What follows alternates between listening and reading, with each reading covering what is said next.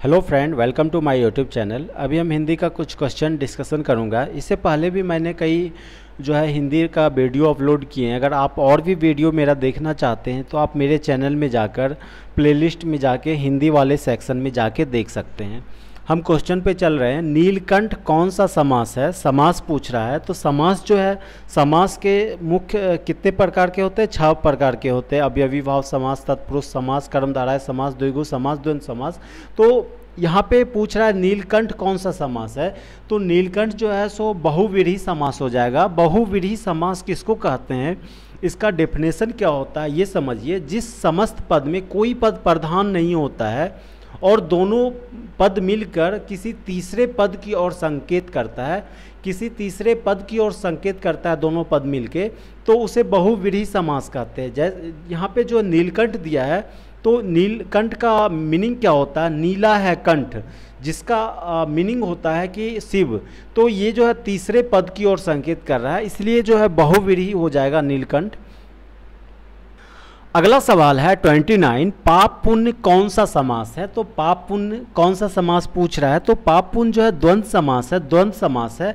द्वंद्व समास का जो डिफिनेशन होता है, पहचानेंगे कैसे, उसके बारे में आप ऐसे पहचानेंगे। जिस समस्त पद में कोई पद प्रधान नहीं, पद प्रधान हो, दोनों पद जिस समस्त पद में दोनों पद प्रधान हो और उसको विग्रह करने पर और अथवा या लगे तो उसे द्वंद्व समास कहते हैं। और या लगे तो उसे द्वंद्व समास कहते हैं। तो यहाँ पे जो पाप पुण्य दिया है, तो इसको विग्रह करिएगा तो आपको क्या करना पड़ेगा? पाप और पुण्य। तो यहाँ पे कौन हो गया समास? और आ रहा है बीच में, इसलिए द्वंद्व समास है। तो आंसर क्या हो जाएगा? सी ऑप्शन, द्वंद्व समास। अगला सवाल है दोपहर कौन सा समास है? तो दोपहर द्विगु समास है। यहाँ पे स्पेलिंग वर्ड गलत लिखा हुआ है, द्विगु समास है। दोपहर द्विगु समास है।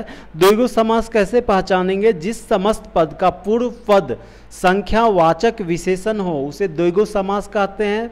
द्विगु समास यहाँ पे जो दिया है दोपहर, दोपहर का दो पहरों का समूह। इसी तरह से एग्जाम्पल और भी उदाहरण देख सकते हैं द्विगु समास का। त्रिलोक, त्रिलोक में क्या रहा? तीन लोकों का समूह। पूर्व पद संख्यावाचक जिसमें आएगा उसको द्विगु समास कहिएगा। इसी तरह से चौराहा, ये भी द्विगु समास का उदाहरण है। नवरात्र, ये भी नवरात्रियों का समूह, ये भी सो क्या है? द्विगु समास का उदाहरण है। अगला सवाल 31 है, मैं आज नहीं पढ़ूंगा कौन सा वाक्य है? तो मैं आज नहीं आ रहा है, तो क्या हो जाएगा? निषेधवाचक वाक्य है। तो आंसर क्या हो जाएगा? ए ऑप्शन, निषेधवाचक। अगला सवाल है यदि तुम चलो तो मैं भी चलूं कौन सा वाक्य है? तो यहाँ पे क्या रहा है? यदि तो जब आता है तो क्या हो जाता है? संकेतवाचक हो जाता है। संकेतवाचक वाक्य को कैसे पहचानेंगे? तो जो, तो या फिर यदि तो, ये सब अगर आए तो उसको संकेतवाचक वाक्य कहते हैं। तो आंसर क्या हो जाएगा? सी ऑप्शन, संकेतवाचक। अगला सवाल है रस भरा कौन सा तत्पुरुष है, समास है? तो रस भरा रस से भरा, से यहाँ पे बीच में आ रहा है, तो हो जाएगा करण तत्पुरुष। करण तत्पुरुष हो जाएगा। करण तत्पुरुष किसको कहते हैं? जिसमें से भी अलग अलग होता है, तो उसको सो क्या कहते हैं? करण तत्पुरुष कहते हैं। जैसे कि और भी उदाहरण आप देख सकते हैं। मन चाहा, ये भी क्या है? करण तत्पुरुष है। मन से चाहा। तो इस तरह से आप सो करण तत्पुरुष को पहचान सकते हैं।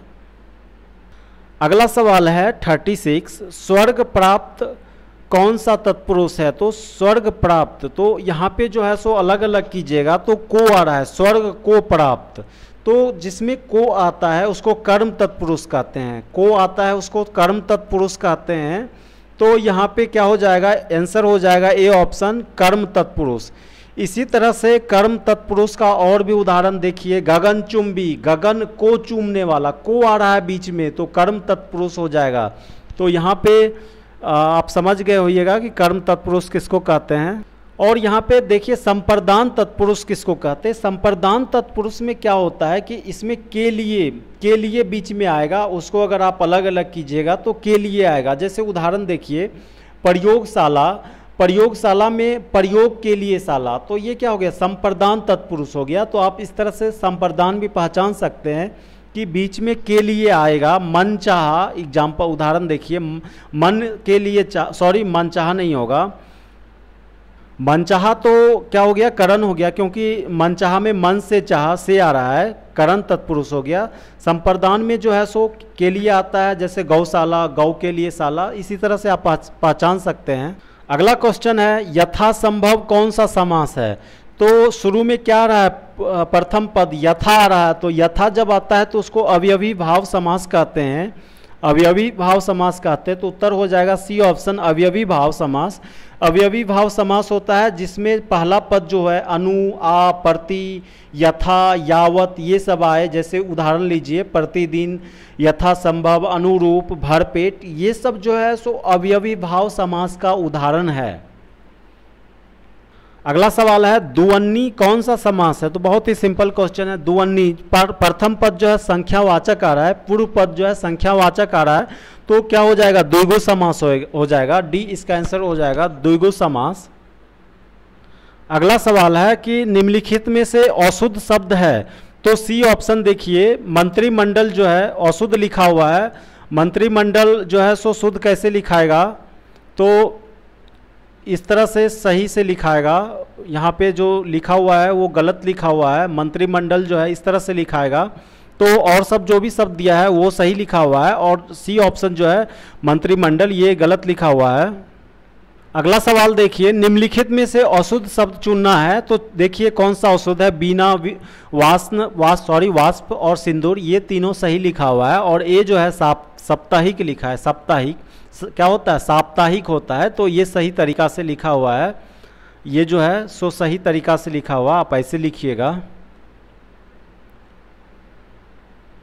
अगला क्वेश्चन है निम्नलिखित में से अशुद्ध शब्द है, चुनना है कौन सा अशुद्ध है।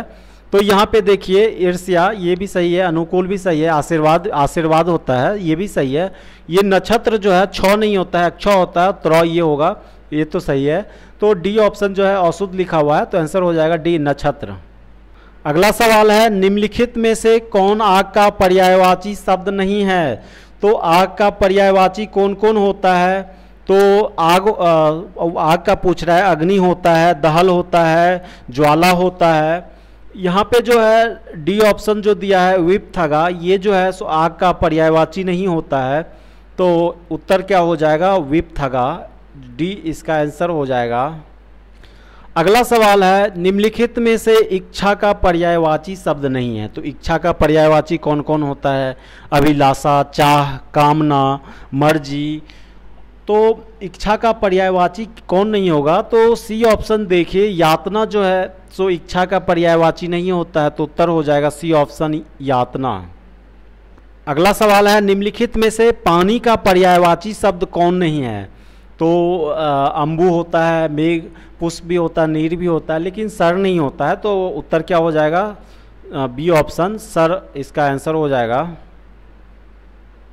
अगला सवाल है निम्नलिखित में से घर का पर्यायवाची शब्द नहीं है।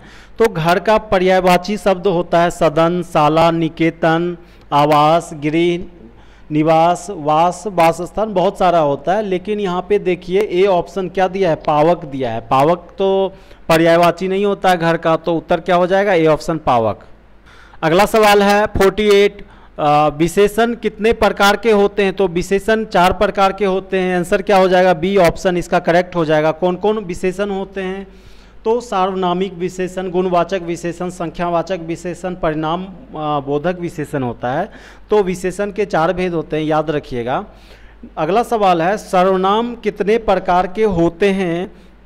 तो सर्वनाम के कितने भेद पूछ रहे हैं। तो सर्वनाम के कितने भेद होते हैं, 6 भेद होते हैं। कौन कौन भेद कौन कौन होता है, पुरुषवाचक होता है, निश्चयवाचक होता है, अनिश्चयवाचक होता है, संबंधवाचक होता है, प्रश्नवाचक होता है, निजवाचक होता है। तो सर्वनाम के जो हैं सो 6 भेद होते हैं।